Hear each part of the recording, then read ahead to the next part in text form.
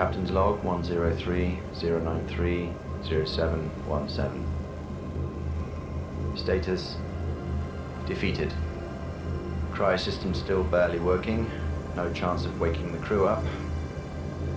So I should get used to the idea I might be writing this for you, Brian, or Petra, Jason, and Marco. Well, this is your captain speaking. If you're reading this, I'm dead. But you have made it. I don't know what date it is today, nor what you had to go through. But I know one thing. I had faith in you, and you've made me proud. All of you. Except for Marco. You're still an asshole. No, just pulling your leg, man. Your mopping skills are vital for the mission. Anyway, I'm sorry I wasn't able to wake you up myself. And believe me, I have tried. And failed. And tried some more. I at least did my best to give you as much advantage as possible.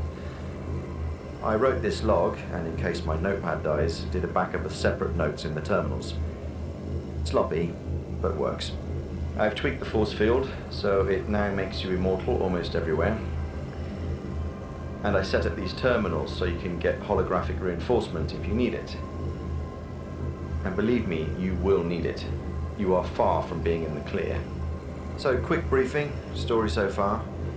After we landed on Wardinia, the Naboru were supposed to use the cradle for terraforming.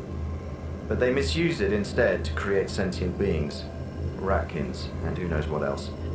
Our terraforming crew died in an explosion when trying to get the cradle back. The explosion woke up the ship's defense AI, and she woke me up right after.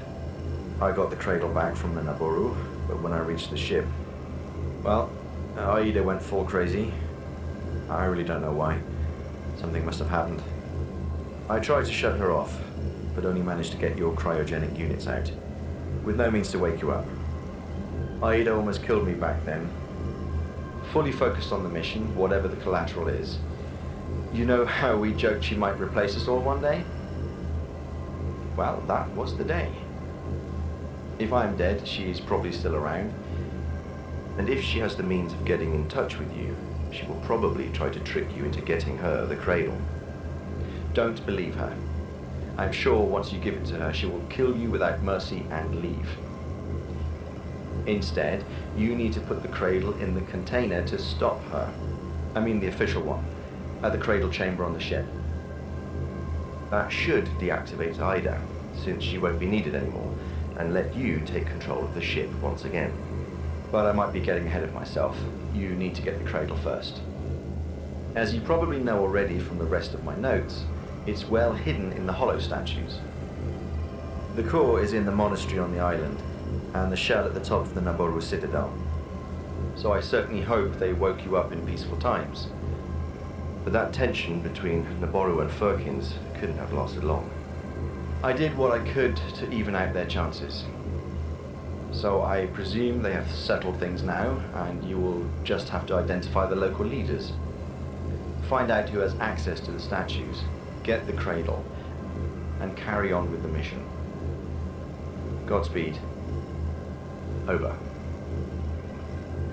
To be clear, I am just leaving to try and persuade Aida to let us leave. Altogether, so I would be able to find a functional cryogenic unit and wake you up. I'm taking the holocron deactivator with me.